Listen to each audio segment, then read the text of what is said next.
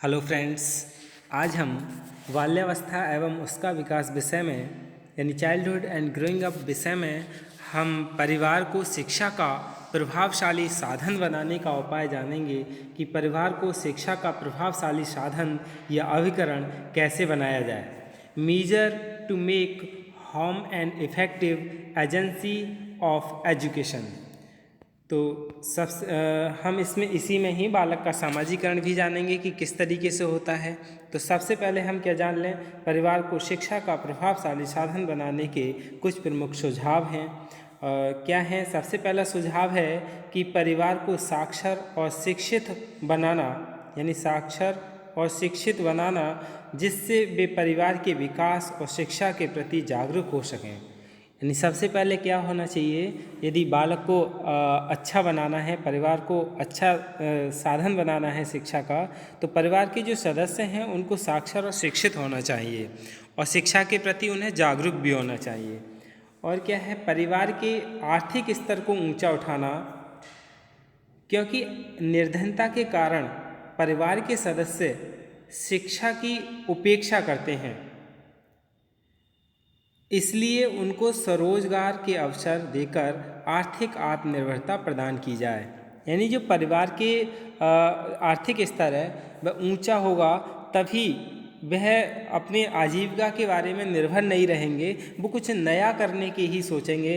यानी क्योंकि निर्धनता के कारण जो परिवार के सदस्य हैं वो शिक्षा की उपेक्षा करने लगते हैं कि पढ़ने लिखने से क्या फ़ायदा, इससे रोटी थोड़ी मिल जाएगी। इसलिए उनको स्वरोजगार के अवसर देकर आर्थिक आत्मनिर्भरता प्रदान की जाती है। और वो स्वरोजगार कब करेगा? जब उसका आर्थिक स्तर अच्छा होगा। तो सबसे पहले परिवार का आर्थिक स्तर अच्छा बनाना चाहिए। फिर है परिवार के रहन सहन के स्तर को उन्नत करना, यानी जो परिवार का रहन सहन का स्तर है, लेवल है, उसे ऊंचा करना। साथ ही परिवारों को स्वास्थ्य और सफाई के महत्व और नियमों की जानकारी दी जाए, क्योंकि जब परिवार का रहन सहन का स्तर थोड़ा उन्नत होगा, अच्छा होगा, परिवार के लोग स्वस्थ और सफाई रखेंगे, परिवार के लोग स्वस्थ होंगे, साफ सफाई रखेंगे, उसके महत्व और नियमों की उन्हें जानकारी दी जाएगी हमें साफ सफाई के बारे में, तो क्या है, हमारा परिवार निरोग रहेगा, सही रहेगा। और इसके बाद है परिवार में उचित सामाजिक दृष्टिकोण को विकास किया जाए।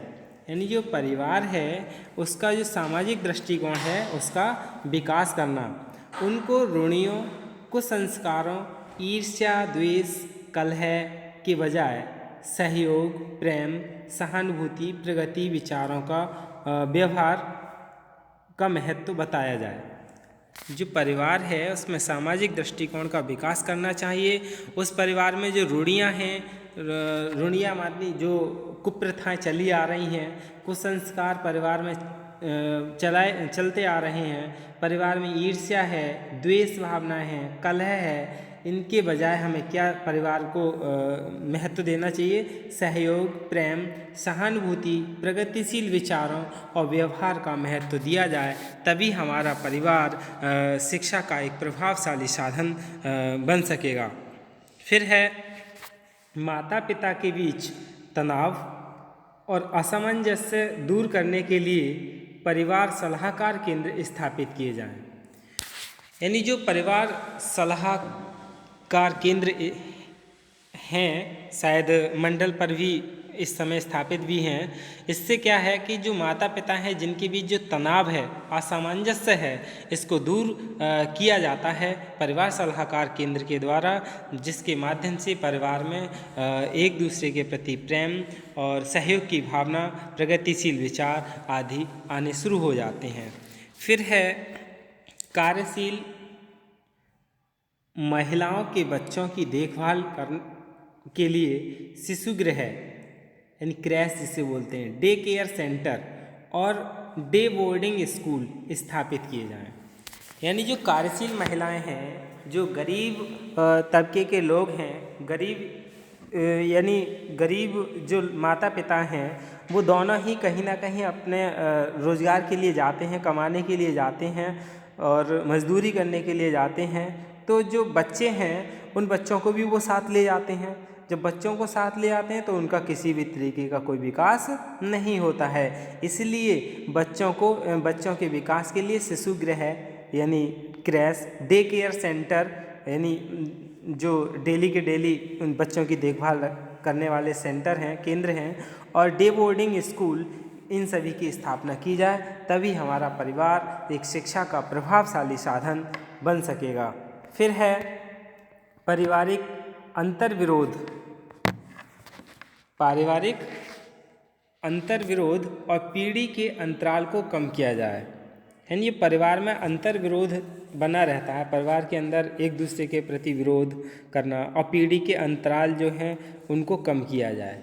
जैसे एक पीढ़ी अपने बुजुर्ग से विरोध करना, बुजुर्ग अपने बच्चों से, बच्चे अपने और किसी से, तो इस तरीके का है, ये पीढ़ी दर पीढ़ी चली आ रहे अंतर्विरोध को कम किया जाए।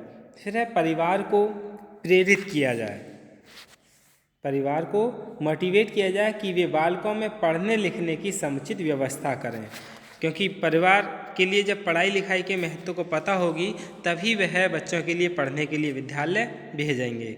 फिर है अभिभावकों को चाहिए कि वे अपने बच्चों की शैक्षिक प्रगति को पूरी जानकारी रखें कि हमारे बच्चे की क्या शैक्षिक प्रगति है, और अपना भरपूर सहयोग दें।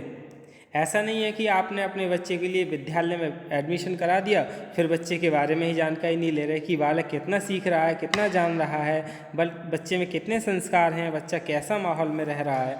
यानी ये सब जानकारी अभिभावकों को रखनी चाहिए। विद्यालय से लगातार संपर्क बनाए रखना चाहिए। इसीलिए जो विद्यालय हैं उनमें पेरेंट्स मीटिंग यानी अभिभावक शिक्षक अभिभावक सभा भी की जाती है। फिर है माता पिता मनोवैज्ञानिक ढंग से बच्चों की देखभाल कर सकें, इसके लिए उन्हें प्रशिक्षण दिया जाए।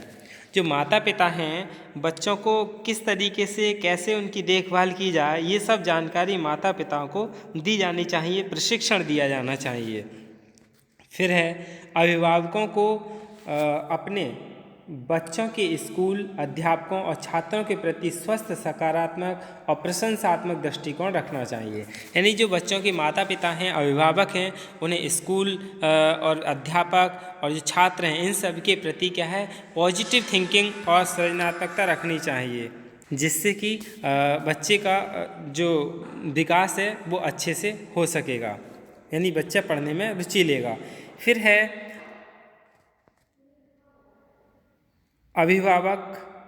अभिभावकों को विद्यालय द्वारा प्राप्त निर्देशों का पालन करना चाहिए। यानी ये अभिभावक हैं, अभिभावकों को विद्यालय के द्वारा जो प्राप्त निर्देश हैं उनका पालन करना चाहिए, और बच्चों की यूनिफॉर्म, पुस्तकों, स्टेशनरी आदि के सामान को समय पर समुचित व्यवस्था करनी चाहिए।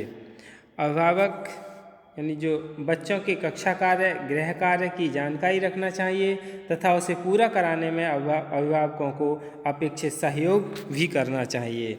फिर है अध्यापक अभिभावक संघ की बैठकों में उपस्थित होना तथा अपने महत्वपूर्ण सुझाव देना चाहिए, और ये सभी जो बातें हैं इनको ध्यान में रखने से परिवार बालकों के शैक्षिक विकास में योगदान दे सकेंगे।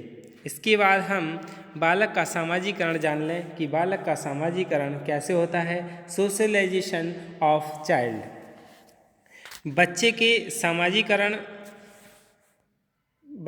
सामाजिकरण पर सबसे अधिक प्रभाव परिवार के प्रौढ़ सदस्यों और माता पिता के द्वारा देखभाल और पालन पोषण के तरीके का पड़ता है कि बच्चे का किस तरीके से पालन पोषण किया जा रहा है, घर परिवार के सदस्य बच्चे के साथ कैसा व्यवहार रख रहे हैं, इन सभी का प्रभाव बच्चे पर पड़ता है। बालक के सामाजिकरण की प्रथम पाठशाला परिवार ही होता है। बालक अपने परिवार के सदस्यों, माता पिता, संबंधियों से बहुत कुछ सीखता है, उनके व्यवहार, तौर तरीके, रहन सहन का अनुकरण करता है। तो इसलिए हमारा परिवार कैसा होना चाहिए, एक अच्छा होना चाहिए, जिससे कि उनका सही से विकास हो सके, सामाजिकरण हो सके। बालक के सामाजिकरण के लिए परिवार और के प्रौढ़ सदस्यों के साथ उसका सुसंबंध होना चाहिए। यानी जो प्रौढ़ हैं उनका बच्चे के साथ अच्छा संबंध होना चाहिए, तभी बच्चे उनका अनुसरण या अनुकरण कर सकेंगे। बालकों की कुछ मूलभूत आवश्यकताएं होती हैं। माता पिता व परिवार के जो अन्य सदस्य हैं उनको बच्चों को ऐसा एहसास कराएं कि वे उन्हें प्यार करते हैं तथा उनके साथ रहकर खुश हैं। बच्चे संवेदनशील होते हैं। प्रौढ़ों की प्रशंसा भरी बातें बच्चों को अनुभूति कराती हैं कि ये सभी लोग उनको चाहते हैं। उनको घर में छोटी छोटी जिम्मेदारी दी जाए तथा उनकी पहल और निर्णय शक्ति का सम्मान व सराहना की जाए। बच्चे को जब ये एहसास होता है कि आवश्यकता के समय परिवार के प्रौढ़ सदस्य उसको संरक्षण देते हैं, चिंता के विषयों पर माता पिता की राय ले सकता है, तो उसका सामाजिकरण उचित ढंग से होता है। सामाजिक एवं सांस्कृतिक क्षेत्रों में प्रवेश करने में बालक को हिचक नहीं होती। उसको समाज के मूल्यों और मानकों को स्वीकार करने में सरलता होती है। बच्चे अपने माता पिता के अधिक नज़दीक होते हैं। माता पिता को देखकर ही सीखने का तरीका अपनाता है। बच्चा अपने माता पिता के साथ रहना पसंद करता है। वह चाहता है कि माता पिता उसे घुमाने फिराने ले जाएं, जहां वह अपने माता पिता के साथ घुल मिलकर बात कर सकता है। बच्चा अपने माता पिता के साथ घूमने फिरने का अवसर पाता है तो अच्छा महसूस करता है कि वे उसके सच्चे मित्र हैं। उसके अद्भुत विचार पर गुस्सा नहीं करेंगे, डांटेंगे नहीं।